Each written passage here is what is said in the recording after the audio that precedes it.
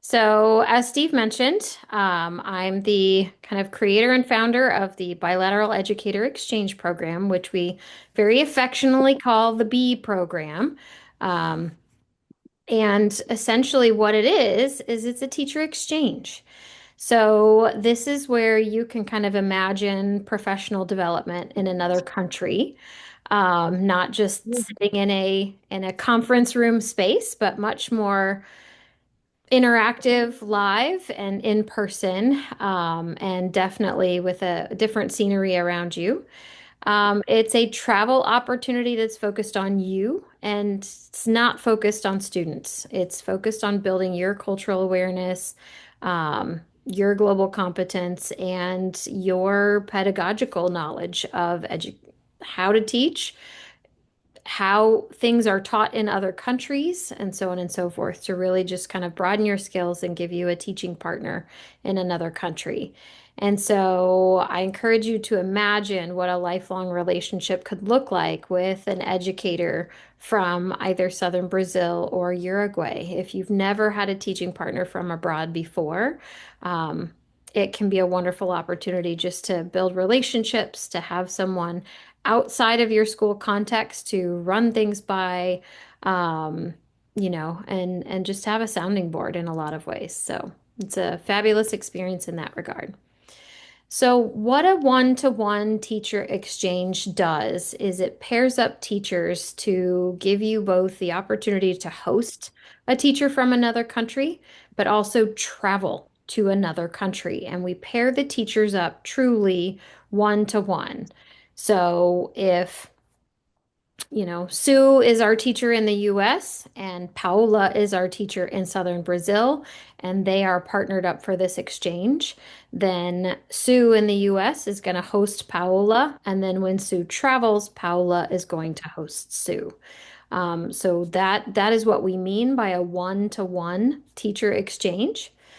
And the benefits to this type of exchange are it provides much more significant and deeper learning for the two partner teachers that are involved. It significantly cuts down the costs of travel because hotel, meals, and local transportation are no longer part of the equation when factoring in a travel itinerary because those are covered when you host. So, therefore, your partner covers those when they host you. What's fun is you get to play tourist in your own town or city. Um, every time I've hosted, I've done things that I haven't necessarily thought about doing when it's just me and my family. Because there are things that are unique to your area, to your town, to your community, etc. And you really want to show those off and showcase those to someone who's never seen or been a part of your local area. And it can also be a fun way to kind of show off your partner teacher because everyone wants to know who that person is that's in your classroom or that's walking around with you. You get to introduce them to a lot of folks, family, friends, and so on.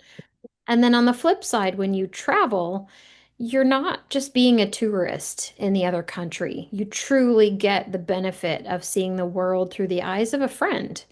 Um, because these are individuals that, because you've already hosted them, you now have a relationship with them. So when you travel, you are able to see very local sites, see things through their eyes, that from a very superficial perspective, you would have never noticed had you been a tourist in that environment. I will say, in my experience, having gone down to Uruguay and southern Brazil, there is a lot of exceptionally kind treatment, almost to the effect that you feel special or you feel like royalty when you're there. Because depending on the town where your partner teacher comes from, their students may have never met an American before. And so it can be a really cool experience for their students to meet you, which makes you feel pretty special. It also puts a little pressure on you to represent the whole of the American culture with the things that you say, and showcase when kids ask you questions. But you also get the opportunity to learn about schools and learning environments in the other country firsthand. You're not watching videos, you're not hearing through hearsay from other people. You are in the schools, you are working with kids, you are seeing what education looks like and feels like, both through your partner teacher and also through your experience in that country. And you get to spend your time with people and not in a bus or a car. And that to me is, I think, one of the most amazing things about this is a lot of times if you go on a tour of another country, you end up spending a lot of time just traveling from place to place. And this allows you to see a lot of things and get a much deeper perspective about a country's culture, and doing that through people instead of through a vehicle or through a window. So, how do we host? Because in the US, we host first. So, we host our Uruguay teachers the last 2 weeks of January. We host our Brazilian teachers the last week of January and the first week of February. So, school is very much in session in the Midwest. So, it's a great time to host. A lot of our partners have never seen snow before. So it's a very exciting time for them, and they hope for snow, although we may not hope for snow, they do. And so when we host, what that means is any participants are going to have an orientation prior to the partner's arrival. We host by picking up our partner teachers or at least arranging for a carpool. If there are two of you from the same school, then you can carpool and pick your teachers up from the airport. And then you'll be with them and in charge of their um, kind of housing and transportation locally until you drop them back off at the airport or arrange for a carpool to get them there. We do try to have a welcome meal or a welcome series of events the night or the next day after their arrival to make sure all of you from the US who've participated and gone through orientation together get to meet in real life, but also so that everyone gets to meet and connect before heading home to their local communities. And it's also a good way to make sure everybody recognizes everyone. So in our group chat on WhatsApp, when people start sharing photos, everybody has a concept of who's who. If we do go to a sporting event, we get group seats for everyone together. Usually our group shopping outing is optional, depends on where everyone is located. Um, but I will say that our partners tend to enjoy doing some shopping in the United States, which is always fun. Then we encourage you to do a little tour or show them around your local community.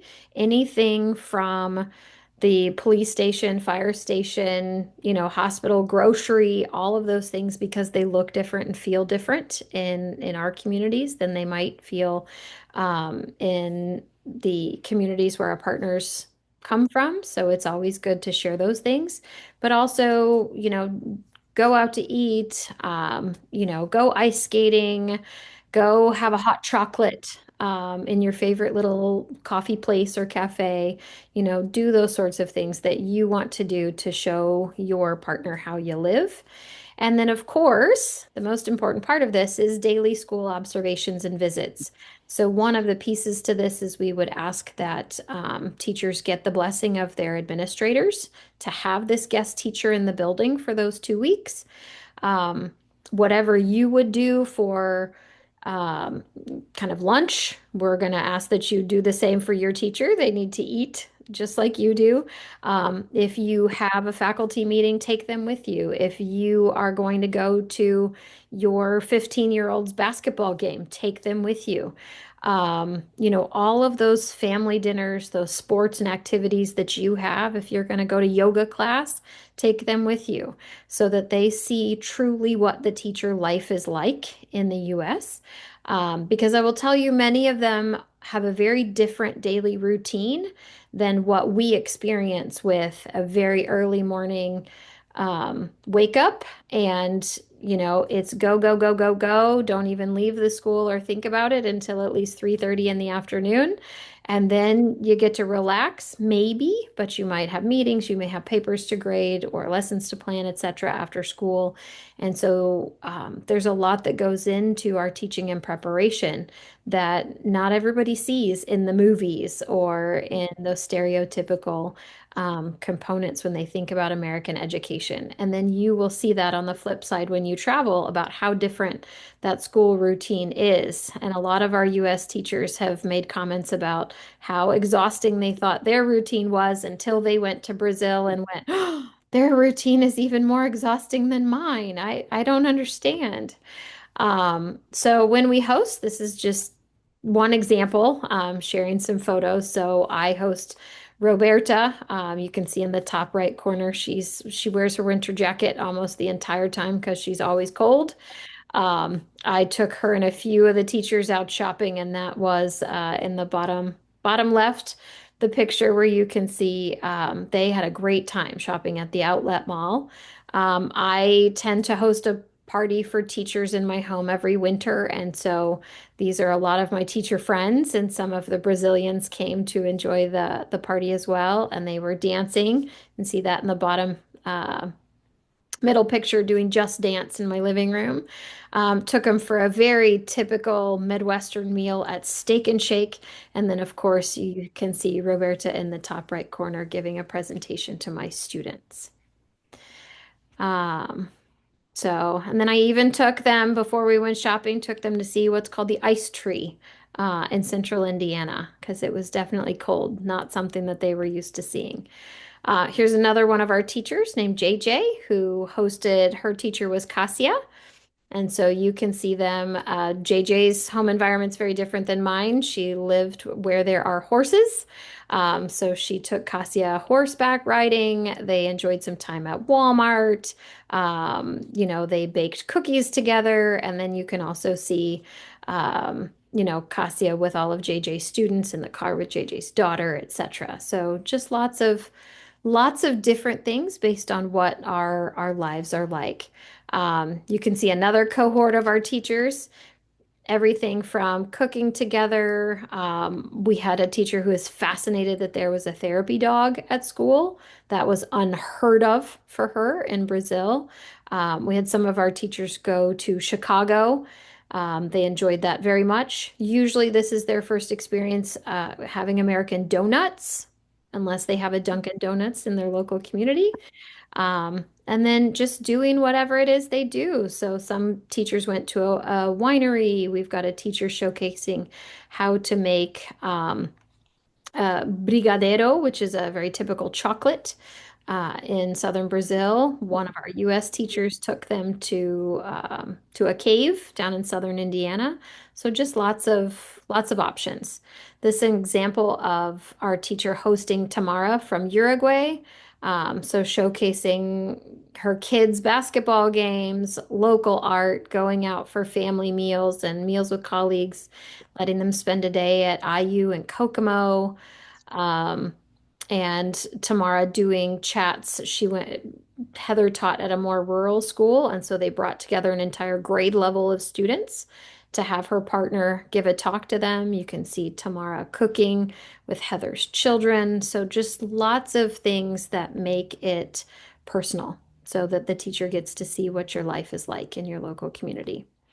So this past January, this is an example of what we did. You can see the whole group there in their green sweatshirts having our group dinner together, and then we all went to an ice hockey game in the Indianapolis area. That's everyone together. So let's talk about what happens when we travel. So this is the flip side of the experience. Typically, we travel in June when school is not in session in the United States. So no one is asking their administrator for time off of school to participate for the experience. So no substitutes required. Again, we're going to do a pre-departure orientation. We'll work through logistics, packing, local currency, money, travel adapters and converters, like all of those different things. We'll talk about if you want to create a global lesson plan. I'll help support any teachers who want to do that. Then we fly as a group to and from either Brazil or Uruguay, whichever country you're planning to go to. And your partner is going to pick you up and be your local transportation all the way up to returning you to the airport. So just like you did for them, they are going to do the same for you. You'll visit schools with your partner teachers. They will often ask you to speak as a guest speaker. They'll take you on excursions or do local things on the weekends, and you'll get to experience the teacher life that they lead in your host country. You'll be part of daily family meals. Probably my favorite and the part that is very different for our US educators is that from noon to 1, every weekday, you're going to have a family lunch. Sometimes it'll be out at a restaurant, but the whole family comes together. Sometimes it'll be at home, where they literally leave school, go home, have a nice lunch, and then either have the afternoon off and go back and teach in the evening, or they'll go back to school in the afternoon, etc. But they'll do the same things for you. You'll take you shopping, you'll cook together, you'll get to visit, meet their friends, just see the local sites, visit with people, etc. And I will say both of these cultures tend to be very affectionate, so you will likely be hugged, and you'll feel the love and feel kind of like a rock star when you're down there. So I always find that fascinating with their students. So just a little example of when we travel, some of the things that I find fascinating. I'm sure you'll all find the things that are fascinating to you. But barbecue is a very typical thing in this part of South America. So we got a couple of pictures of the big barbecue. The avocados are huge in comparison to what they are in the US. Kind of blows my mind how big the avocados are. But lots of great desserts, just amazing food, lots of rice, lots of meat, lots of cheese, etc. So very, very good food and usually very fresh. So that is a very healthy thing. More pictures of food. Um, you can't really go wrong with a lot of it. We've had vegetarians travel, we've had teachers who are gluten-free, and our partners abroad have always been able to accommodate those things. So just something to keep in mind that dietary restrictions or medical needs are not going to exclude someone from participating. So when Roberta's family has hosted me, we've gone out to eat. I've been a guest speaker for her students. She took me to meet the mayor, um, seeing local sites, visiting local schools, visiting a local vineyard, etc. So lots of the same sorts of things that we did here, but we get to see it in a very different context there. And of course, I'm not sure if you can see the near tears in our eyes, but certainly family relationships are a part of what comes together when you are able to spend time with your hosts. So that was Roberta's son, and he was very sad that I was leaving, which of course made me very sad as well. So when Tamara was hosted or when Tamara hosted Heather in Uruguay, you can see that she did a lot of the same things. Heather got to see Montevideo. They went out to dinner. They had a fitness class together. They just toured local sites, met with Tamara's students, and so on. Same thing when Cassia hosted JJ, lots of times with students, guest speakers. I didn't have a ton of pictures of that one, but I wanted to give you the flip side as well. But I think the part that jumps out to me is all the smiles. Lots and lots of smiles, students and teachers alike. So we're nearing the end of the presentation. We're going to have time for questions here in just a moment. But I do think it's important to kind of go over a few of these like frequent questions or frequent concerns because I've been doing this program since 2019. So we've had numerous teachers go every year and participate in this exchange from both sides. And these are things I tend to hear from some of the US teachers. So, for example, I'm a Spanish teacher or I'm a science teacher. Why would I want to go to Brazil? I want to learn about science or I want to practice my Spanish. And what I can say from the Spanish perspective is because this is the southernmost country or state in Brazil, it's quite near Argentina and Uruguay. And therefore, you can actually speak Spanish when you're down there, and most folks will understand what you're saying because Portuguese and Spanish are quite similar. And you'll be surprised how much of the Portuguese you understand when they are speaking back to you. From a science or language arts or math perspective, one of the blessings is when you go to another school, you have the opportunity to visit whatever classrooms you want to visit. So if you want to see how they teach math or how they teach science, even when you don't know the local language, it's still interesting to see how the language or how the subject matter is taught, because there are going to be things that you recognize. There are words that you're going to recognize because a lot of scientific terms are what we call cognates. So they're words that look like the word in the other language between Spanish or English and Portuguese or English and Spanish. For math, you're going to see if they're putting equations on the board and so on and so forth. All of that's going to look very similar to what you would do in English. And so you get to see how they present those types of things to students, um, and have those conversations with partner teachers abroad. So, what do I pay for? What's included in the program fee, etc. So we'll go over the actual fees in on the next slide, but what do you pay for? You cover the food, housing, and local transportation for the person that you host. So from the time you pick them up at the airport to the time you drop them back off at the airport, it's as if they were part of your household. Just think of it that way. So whatever you do for lunch, you're going to do the same thing for them for lunch. Same for dinner, same for breakfast. Um, in terms of like personal shopping, that's their expense. There is no reason for you to be paying for their personal shopping unless you want to buy something for them as a gift for them to take back home to Brazil with them, etc. Um, then there is a program fee, airfare, and a visa, and travel insurance. That's what you'll actually pay for. And that is covering your flight, your orientations, the preparation, the pairing. You noticed everybody was wearing those green sweatshirts last year, so same.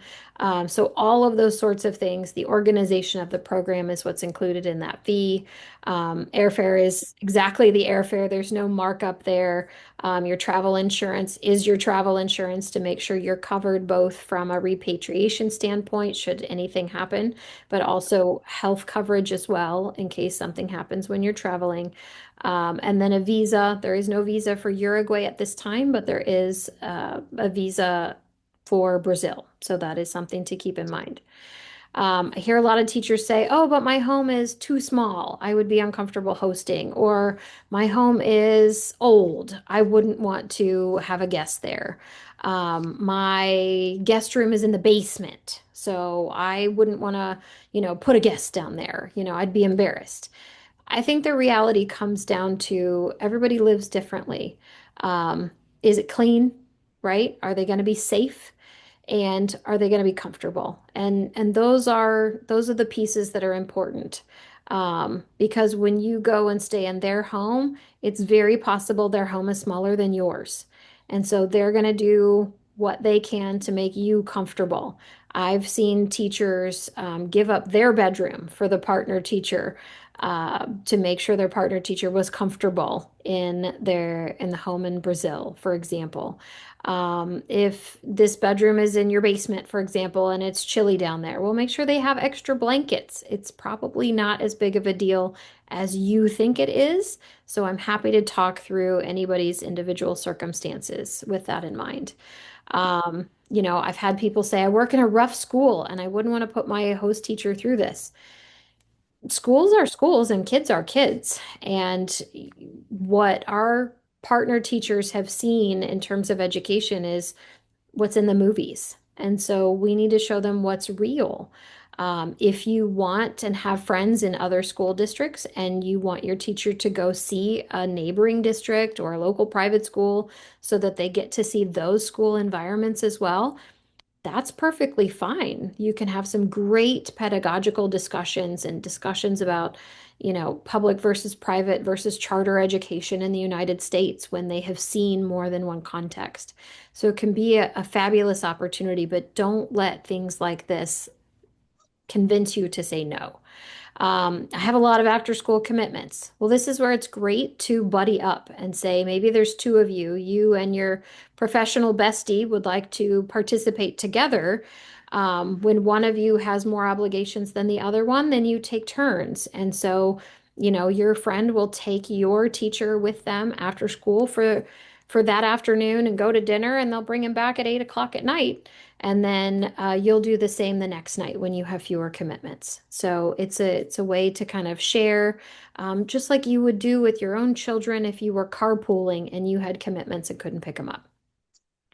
Um, I hear this, but my life is crazy.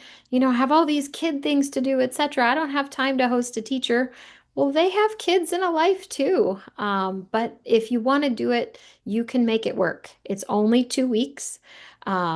So they're gonna want to see some of the things that your kids are involved in or that you're going to do. So I hope you don't let those things get in the way. So when we talk about costs and expenses, this is what I was mentioning earlier in terms of there's a program fee and what it covers. You'll cover your international flight. The reason we break that apart and make it separate is so number one, full transparency, there's no extra costs going into that. But number two, if you have frequent flyer miles or you want to, use points from your credit card to do that, you're welcome to do that, which is what you would not be able to do when you pay your program fee. So you're going to cover your visa or passport fees if you don't have a passport. And then the same thing for any meals or excursions or, special things you want to take your teacher to do. If you want to take them ice skating or out for a hot chocolate, you would take care of those things as if they were a member of your household. But here's what you get on the other side. You're going to get support the whole time you're hosting and leading up to it, support while you're traveling the whole time that you're there and leading up to it. You're going to get 2 weeks abroad with meals, transportation, accommodations.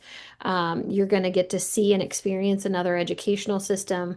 You'll get a professional development certificate with hours and dates listed on it. And hopefully you'll walk away with new friends both in the US and abroad by the time your experience is done. So, not to mention all of the intangible things that I mentioned at other parts in the presentation. So, I'm going to pause. These links you'll have available. There's also a bit.ly link that I had on the very first slide that I can go back to. But I want to pause for questions if there are any questions that I can answer.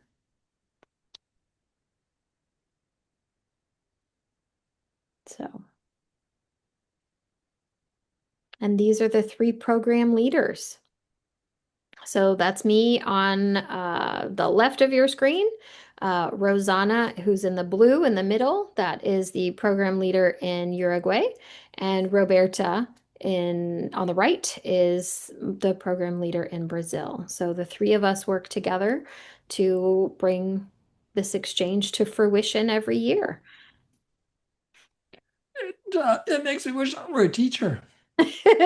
I know, right? Yeah. Any geographical restrictions? Yeah, great question, Steve. So for the most part, we work with with teachers who are based in Indiana, but this year we have a really unique situation where we've got teachers who are coming from the Chicagoland area. So we've got teachers in Chicago proper, southern Wisconsin, and actually, it's going to sound very odd, but northeast Iowa are coming as well because they're all within that driving distance to Chicago. So this year's group for 2026, they're all going to fly into and out of Chicago versus Indianapolis. So it's going to look a little different in 2026 than it has in the past. But we're still excited and all of the same components are still going to be a part of it. So if you're within driving distance to Chicago or you're from Indiana, then we can make, or even Northeast Iowa, then we can make this happen for you. And I encourage you to sign up or email me or do something so we can stay in touch. This is probably one of my favorite pictures of the exchange over the years because I don't know if you can see this, but the two teachers in the black jackets are Brazilian. and they're both wearing heeled boots, like little tiny skinny heels for one of them, and they're walking in the snow. And that's how they dress. Not all of them dress super elegant like that. I certainly don't, but my partner always does, and I always find it entertaining that even with snow on the ground, she wants to wear her heels out and about, even to Walmart, because that's where they were headed into. So it just makes me laugh. Wow.